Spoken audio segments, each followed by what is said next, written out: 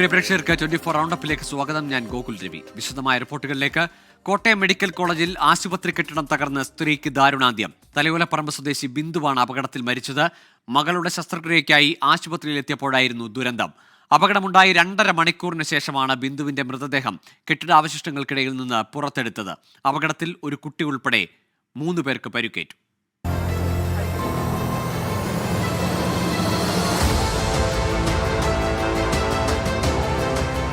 രാവിലെ 10:30 ആശങ്ക ഉയർത്തി കോട്ടയം മെഡിക്കൽ കോളേജിലെ ആശുപത്രി കെട്ടിടം ഇടിഞ്ഞു വീണത്.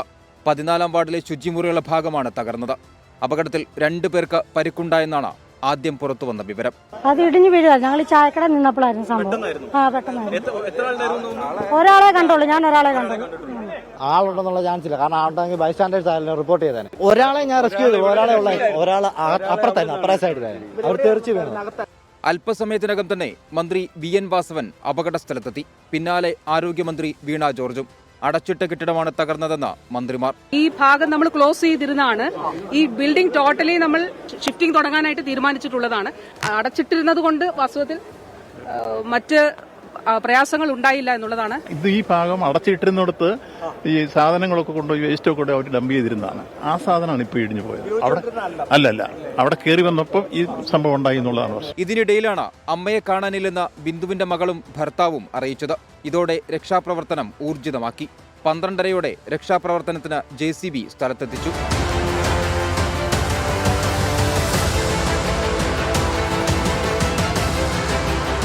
ഒരു മണിയോടെയാണ് ബിന്ദുവിന്റെ മൃതദേഹം പുറത്തെടുത്തത്. അതായത് അപകടമുണ്ടായി 2.5 മണിക്കൂറിന് ശേഷം.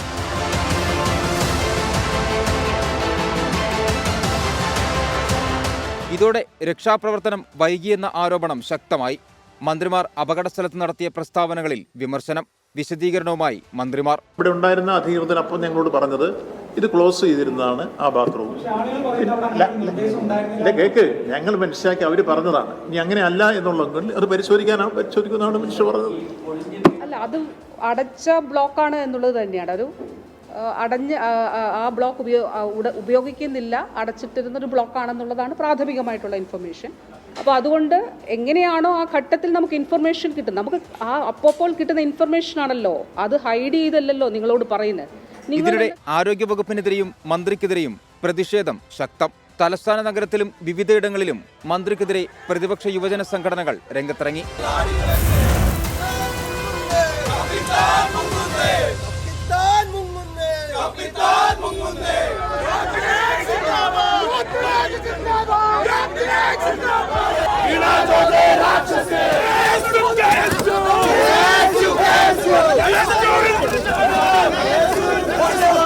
വൈകിട്ട് 5 മണിയോടെ മുഖ്യമന്ത്രി പിണറായി വിജയൻ മെഡിക്കൽ കോളേജിലേക്ക്.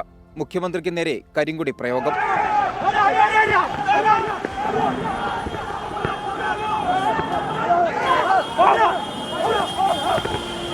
മെഡിക്കൽ കോളേജിലെ അവലോകന യോഗത്തിൽ പങ്കെടുത്ത മുഖ്യമന്ത്രി എന്നാൽ അപകടസ്ഥലം സന്ദർശിച്ചില്ല.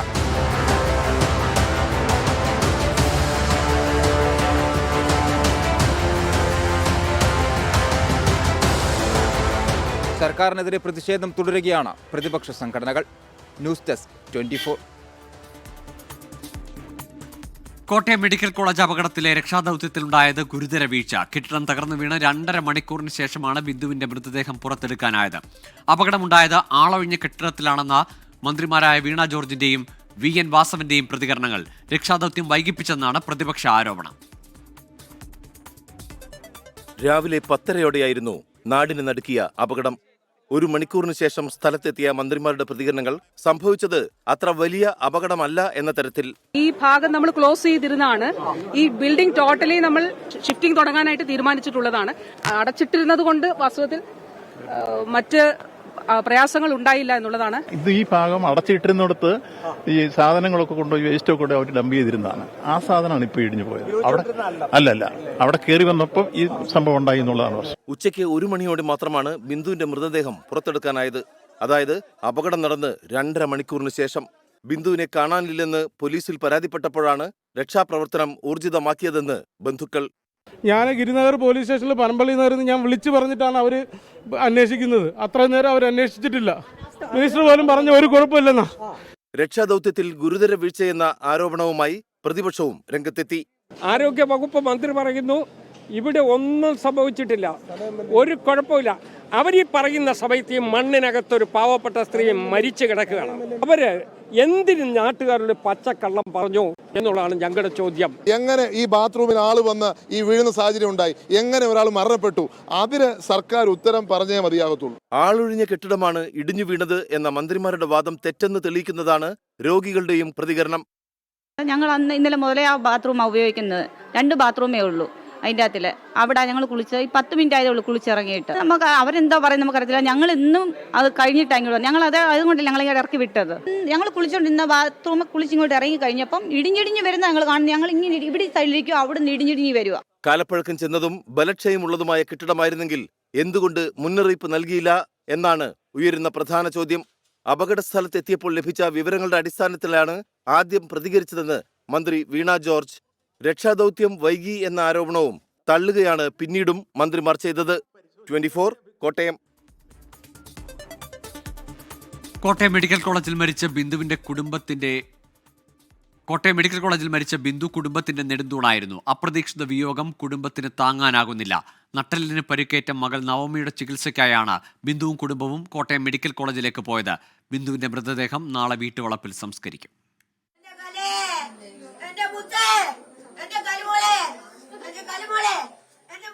മകളുടെ നട്ടെല്ലിന്റെ ചികിത്സയ്ക്കായി ചൊവ്വാഴ്ച രാവിലെയാണ് ബിന്ദുവും ഭർത്താവും മകനും കോട്ടയം മെഡിക്കൽ കോളേജിലേക്ക് പോയത്. ചികിത്സയ്ക്കായി പോകുമ്പോൾ ഒരാഴ്ച കഴിഞ്ഞ് മടങ്ങി വരാമെന്ന ഉറപ്പു പറഞ്ഞാണ് ബിന്ദു ഉമ്മാകുന്നിൽ നിന്ന് പോയത്. പ്രായമായ അമ്മയുടെയും രോഗിയായ മകളുടെയും ഭർത്താവിന്റെയും ഏക ആശ്രയം. ഇപ്പം എൻ്റെ ഭാര്യ ഇന്നിപ്പം മരിച്ചു പോയേ അല്ലേ, അതേ കണക്ക് ഇനിയൊന്നും ഉണ്ടാവരുത്. അതേ കണക്ക് ഒരുപാട് ഭാര്യമാർ മരിച്ചു പോകരുത്. നമുക്കൊരു പരാതിയില്ല. ഞാനിപ്പോൾ ആ ഒരു പരാതി പറഞ്ഞിട്ട് കാര്യമില്ല. എൻ്റെ ഭാര്യ മരിച്ചിട്ട് നിൽക്കുന്നത് ഞാൻ ആരുടെ പരാതി പറയുന്നത്? എൻ്റെ കുഞ്ഞുങ്ങളെ പഠിപ്പിച്ച അവള് തന്നെ, ഞാനല്ല, ഞാനൊന്നുമല്ല. 2 പിള്ളേരെ പഠിപ്പിച്ചതാ. എനിക്കതേ പറയാനുള്ളൂ. ഉമ്മാകുന്നിലേക്ക് ഇനി ബിന്ദു തിരിച്ചെത്തില്ലെന്ന് വിശ്വസിക്കാനാകുന്നില്ല പ്രിയപ്പെട്ടവർക്ക്. ഇങ്ങനെ അപകട ന്യൂസ് വഴി ചെന്ന് പറഞ്ഞെങ്കിലും നമ്മുടെ ബിന്ദു ഇതിലുണ്ടെന്ന് അറിഞ്ഞില്ല. നമുക്ക് താങ്ങാൻ പറ്റുന്നില്ല. ബിന്ദുവിന്റെ ഇത് ഇപ്പോഴും വിശ്വസിക്കാൻ പറ്റുന്നില്ല. തലയോലപ്പറമ്പിലെ തുണിക്കടയിലായിരുന്നു ബിന്ദു ജോലി ചെയ്തിരുന്നത്. പറഞ്ഞിരുന്നു. ചൊവ്വാഴ്ച അഡ്മിറ്റ് ആയത്. ഞങ്ങൾ വിളിച്ചിട്ട് 3 ആഴ്ച കഴിയുമ്പോൾ ഓപ്പറേഷൻ ആണെന്ന് പറഞ്ഞു കൊച്ചിന്റെ. ബിന്ദുവിന്റെ മൃതദേഹം ഇന്ന് തലയോലപ്പറമ്പിലെ സ്വകാര്യ ആശുപത്രിയിലെ മോർച്ചറിയിൽ സൂക്ഷിക്കും. നാളെ ഉച്ചയോടെ വീട്ടുവളപ്പിലാണ് സംസ്കാരം. റാഫി കരീം, 24 കൊച്ചി. കോട്ടയം മെഡിക്കൽ കോളേജിൽ പുതുതായി നിർമ്മിച്ച സർജിക്കൽ ബ്ലോക്കിൽ വാർഡുകൾ പ്രവർത്തനം ആരംഭിച്ചു. രോഗികളെ വാർഡുകളിൽ പ്രവേശിപ്പിച്ചു.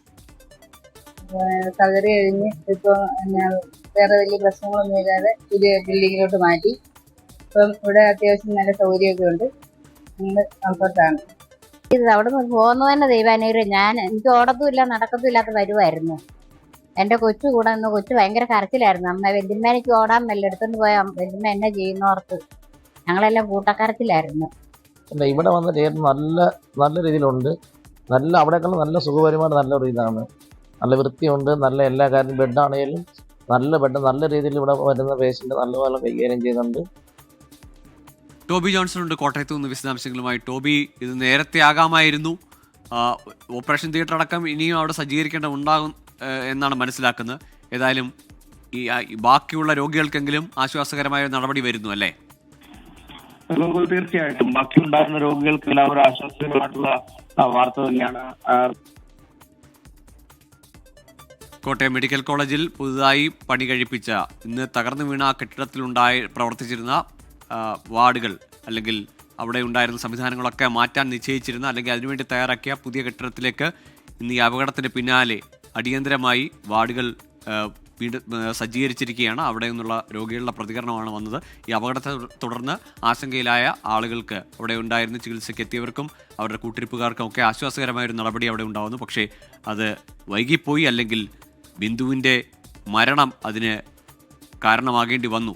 ബിന്ദുവിൻ്റെ മരണത്തിലൂടെയെങ്കിലും അത് നടന്നു എന്നതാണ് സാഹചര്യം. മന്ത്രി വീണ ജോർജിനെതിരെ CPIM ലോക്കൽ കമ്മിറ്റി അംഗത്തിന്റെ ഫേസ്ബുക്ക് പോസ്റ്റ്. മന്ത്രി പോയിട്ട് MLA ആയി ഇരിക്കാൻ പോലും അർഹതയില്ലെന്നും കൂടുതൽ പറയുന്നില്ല, പറയിപ്പിക്കരുതെന്നുമാണ് പത്തനംതിട്ട ഇലന്തൂർ ലോക്കൽ കമ്മിറ്റി അംഗം ജോൺസൺ PJയുടെ പോസ്റ്റ്. AV ജയശങ്കർ ചേരുന്നുണ്ട് വിശദാംശങ്ങളുമായി. ജയശങ്കർ, പ്രതിപക്ഷത്തു നിന്നല്ല ഭരണപക്ഷത്തു നിന്ന്, സ്വന്തം പാർട്ടിയിൽ നിന്ന്, അതും സ്വന്തം മണ്ഡലത്തിൽ നിന്നാണ് ഈ വിമർശനം വരുന്നത്. ആരോഗ്യമന്ത്രി വീണ ജോർജിനെതിരെ ഇപ്പോൾ CPMന്റെ ലോക്കൽ കമ്മിറ്റി അംഗം കൂടിയായ ജോൺസൺ PJയുടെ ഫേസ്ബുക്ക് പോസ്റ്റാണ്. MLA ആയിരിക്കാൻ പോലും യോഗ്യതയില്ലാത്ത ആളെന്നാണ് ഇപ്പോൾ ഫേസ്ബുക്ക് പോസ്റ്റിൽ PJ ജോൺസൺ വിമർശിക്കുന്നത്. AV ജയശങ്കറുണ്ട്. ജയശങ്കർ, പ്രതിപക്ഷമല്ല, സ്വന്തം പാർട്ടിയിൽ നിന്നാണ്, സ്വന്തം മണ്ഡലത്തിൽ നിന്നാണ് ഈ വിമർശനം. അതായത് ഗോകുൽ, സ്വന്തം പാളയത്തിൽ നിന്ന് തന്നെ മന്ത്രി വീണ ജോർജിന് രൂക്ഷമായ വിമർശനങ്ങൾ വരുന്നു. കോട്ടയത്തെ മെഡിക്കൽ കോളേജിലെ കെട്ടിടം തകർന്നതുമായി ബന്ധപ്പെട്ടാണ് ഇപ്പോൾ വിമർശനം വരുന്നത്. മന്ത്രിയായി പോലും അല്ലെങ്കിൽ MLA ആയി പോലും ഇരിക്കാൻ അർഹതയില്ല എന്നാണ് പത്തനംതിട്ട ഇലന്തൂർ ലോക്കൽ കമ്മിറ്റി അംഗം ജോൺസൺ PJയുടെ ഫേസ്ബുക്ക് പോസ്റ്റ്. ഇദ്ദേഹം മുൻ SFIയുടെ ജില്ലാ പ്രസിഡന്റ് കൂടിയായിരുന്നു. മറ്റൊരു CPMന്റെ ഏരിയ കമ്മിറ്റി അംഗത്തിന്റെ ഫേസ്ബുക്ക് പോസ്റ്റ് കൂടി ഈ മണിക്കൂറിൽ വരുന്നുണ്ട്. CWCയുടെ മുൻ chairman advocate N രാജീവിന്റെ Facebook കുറിപ്പാണിത്.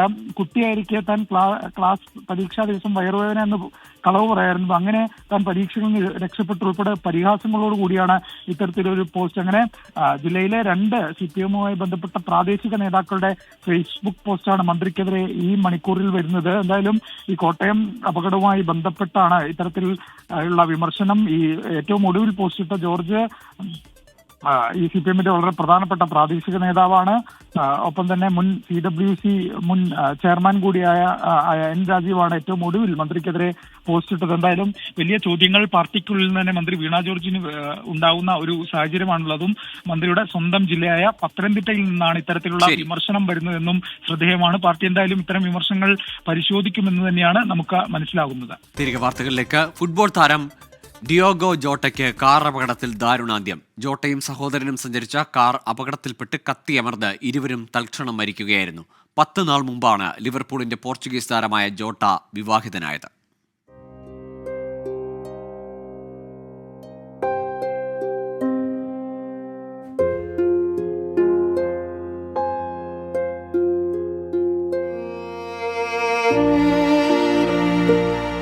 Football ലോകത്തെ കണ്ണീരിലാഴ്ത്തി ഡിയോഗോ ജോട്ടയുടെ അപ്രതീക്ഷിത വിയോഗം.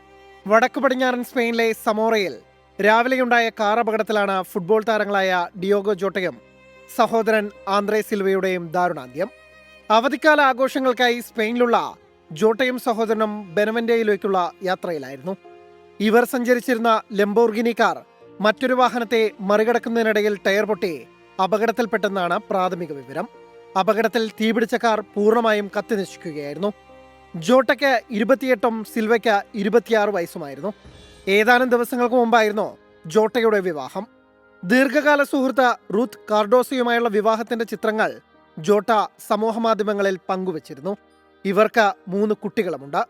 പോർച്ചുഗലിലെയും ലിവർപൂളിന്റെയും ഫോർവേഡായ ജോട്ട വർത്തമാന ഫുട്ബോളിലെ എണ്ണം പറഞ്ഞ മുന്നേറ്റ നിരക്കാരിൽ ഒരാളാണ്. പോർച്ചുഗീസ് ക്ലബ്ബ് പാക്കോസ് ഡി ഫെറൈറയുടെ താരമായി പ്രൊഫഷണൽ കരിയർ തുടങ്ങിയ Jota Atletico Madrid, Porto, wools ടീമുകളുടെ ഭാഗമായ ശേഷം 2020 ഇംഗ്ലീഷ് ക്ലബ്ബ് ലിവർപൂളിലെത്തുന്നത്. ടീമിന്റെ പ്രീമിയർ ലീഗ്, FA കപ്പ് നേട്ടങ്ങളിലെല്ലാം നിർണായക കണ്ണിയായി. 49 മത്സരങ്ങളിൽ പോർച്ചുഗീസ് ദേശീയ കുപ്പായമണിഞ്ഞ ജോട്ട ടീം 2 തവണ യുവേഫ നേഷൻസ് ലീഗ് നേടുമ്പോഴും പ്രധാന താരങ്ങളിൽ ഒരാളായി മാറി. ജോട്ടയുടെ സഹോദരൻ ആന്ദ്രേ സിൽവ പോർച്ചുഗലിലെ 2ാം ഡിവിഷൻ ലീഗ് ക്ലബായ പെന്നഫിയോളിന്റെ താരമാണ്. Sports desk 24.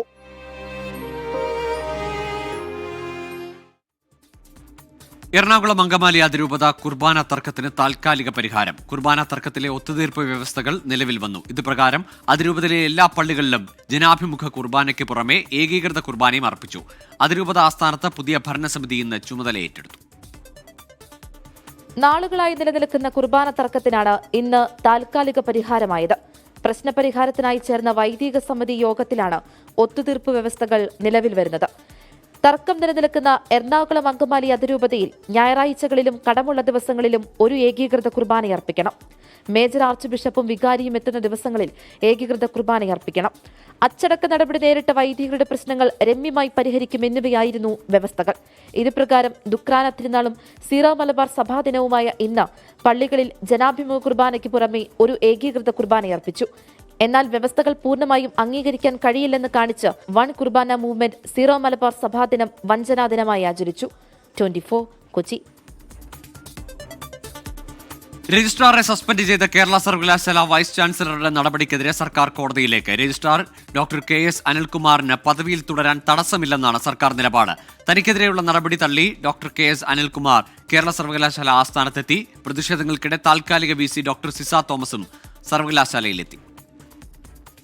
കേരള സർവകലാശാല വൈസ് ചാൻസലർ ഡോക്ടർ മോഹനൻ കുന്നുമലിന്റെ നടപടിയെ നിയമപരമായും രാഷ്ട്രീയമായും നേരിടാനാണ് സർക്കാർ തീരുമാനം. VC ചെയ്തിട്ടുള്ളത് അദ്ദേഹത്തിന്റെ അധികാര പരിധിയിൽ പെടാത്ത കാര്യമാണ്, നിയമവിരുദ്ധമായ കാര്യമാണ്. അതുകൊണ്ട് അത് നിൽക്കില്ല. അതുകൊണ്ട് തന്നെ രജിസ്ട്രാർക്ക് അദ്ദേഹത്തിന്റെ ഔദ്യോഗിക കൃത്യനിർവഹണത്തിന് യാതൊരു തടസ്സവുമില്ല. ഉന്നത വിദ്യാഭ്യാസ മന്ത്രിയുടെ നിർദ്ദേശപ്രകാരം സസ്പെൻഷൻ നടപടി തള്ളി രജിസ്ട്രാർ KS അനിൽകുമാർ സർവകലാശാല ആസ്ഥാനത്തെത്തി. സർവകലാശാലയിലേക്ക് എത്തിയെങ്കിലും ഔദ്യോഗിക ചുമതലകൾ ഏറ്റെടുത്തില്ല. പകരം ചുമതല നൽകിയ ജോയിന്റ് രജിസ്ട്രാർ ഇന്ന് അവധിയെടുത്തു. വ്യവസ്ഥാപിതമായ നടപടിക്രമങ്ങളുണ്ട്. ഷോ കോസ് നോട്ടീസ് കൊടുക്കണം. ഇതൊരു റിപ്പോർട്ട് മേടിച്ചിട്ട് സസ്പെൻഡ് ചെയ്തിരിക്കുകയാണ്. അപ്പം മുഴുവൻ സിൻഡിക്കേറ്റിന്റെ അധികാരം അദ്ദേഹം ഉപയോഗിച്ചെന്ന് പറയുമ്പോൾ തന്നെ ആക്ടിൽ പറയുന്ന, സ്റ്റാറ്റ്യൂട്ടിൽ പറയുന്ന നടപടിക്രമങ്ങൾ പാലിക്കാതെയാണ് രജിസ്ട്രാറെ സസ്പെൻഡ് ചെയ്തിരിക്കുന്നത്. അതുകൊണ്ടാണ് ഞങ്ങൾ പറയുന്നത് നിയമവിരുദ്ധമാണ്. രജിസ്ട്രാറെ പിന്തുണച്ച് യൂണിവേഴ്സിറ്റി അധ്യാപകരുടെയും ജീവനക്കാരുടെയും ഇടതു സംഘടനകൾ പ്രതിഷേധിച്ചു. സർവകലാശാല ആസ്ഥാനത്തിന് മുകളിൽ ഭരണഘടനയുടെ പുറംചട്ട ഉയർത്തി SFIയും പ്രതിഷേധിച്ചു.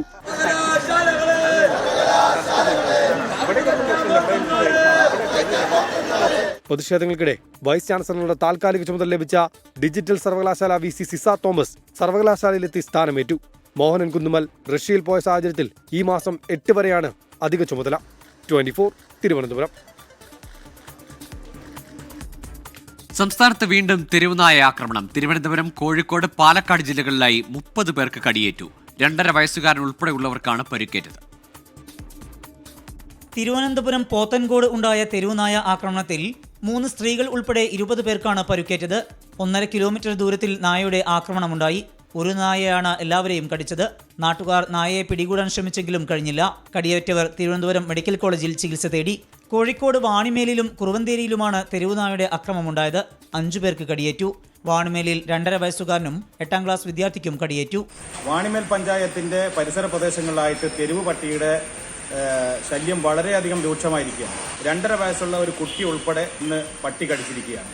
അതേപോലെ തന്നെ കഴിഞ്ഞ 25-ാം തീയതി ആദം എന്ന് പറയുന്ന ഒരു വിദ്യാർത്ഥി പരപ്പുവാറയിൽ നിന്ന് മദ്രസ വിട്ടു വരുന്ന സമയത്ത് അവിടെ നിന്നാണ് പട്ടി കടിച്ചിരിക്കുന്നത്.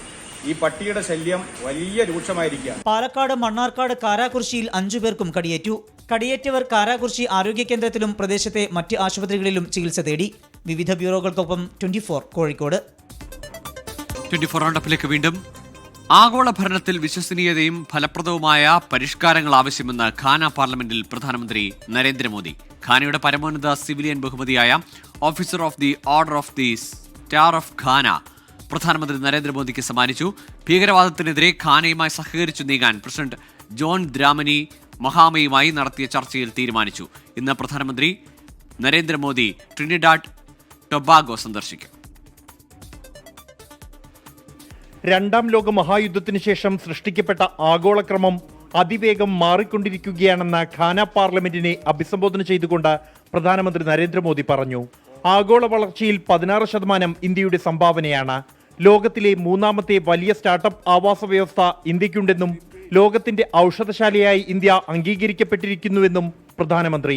The people of India have resolved to make India a developed nation by 2047 when we celebrate 100 years of independence.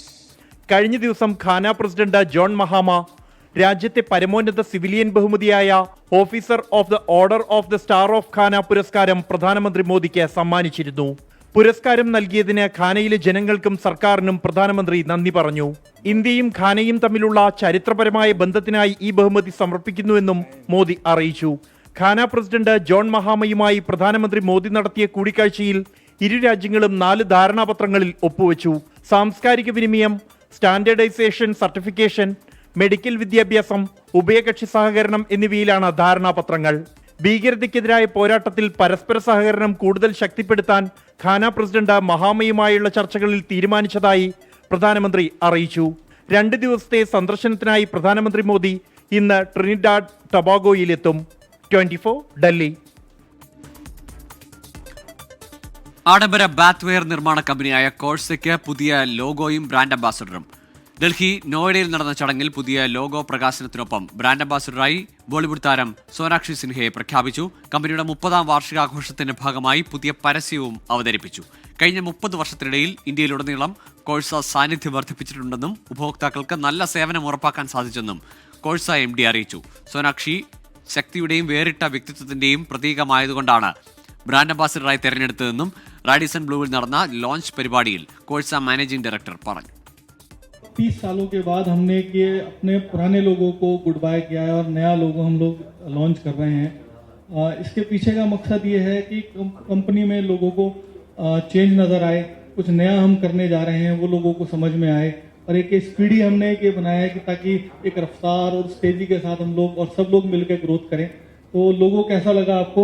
शुरू में असल में थोड़ा अजीब लग सकता है क्योंकि हमें एक लंबे टाइम से एक ये लोगो देखने की आदत है और नया लोगो थोड़ा सा हो सकता है अभी आंखों में बसने में टाइम लगे. Doctor KM Cherian institute of medical സയൻസസിലെ അത്യാധുനിക ലേസർ ഹൃദ്രോഗ ചികിത്സാ കേന്ദ്രത്തിന്റെ ഉദ്ഘാടനം കേന്ദ്രമന്ത്രി ജോർജ് കുര്യൻ നിർവഹിച്ചു. ഉന്നത നിലവാരം പുലർത്തുന്നതിന് ക്വാളിറ്റി കൗൺസിൽ ഓഫ് ഇന്ത്യ ആശുപത്രിക്ക് നൽകിയ NABH സർട്ടിഫിക്കറ്റിന്റെ പ്രകാശനവും മന്ത്രി നിർവഹിച്ചു. ഹൃദയം മാറ്റിവെക്കൽ ശസ്ത്രക്രിയയ്ക്കുള്ള എല്ലാവിധ സജ്ജീകരണങ്ങളും പൂർത്തിയായതായി ആശുപത്രി managing director reverend father doctor Alexander കൂടാരത്തിൽ അധ്യക്ഷ പ്രസംഗത്തിൽ പറഞ്ഞു. കുറഞ്ഞ നിരക്കിൽ പുതിയ കാർഡിയാക് ചെക്കപ്പ് പാക്കേജുകളും ചടങ്ങിൽ അവതരിപ്പിച്ചു. ഇതോടെ 24 റൗണ്ട് പൂർണ്ണമാകുന്നു. Good night.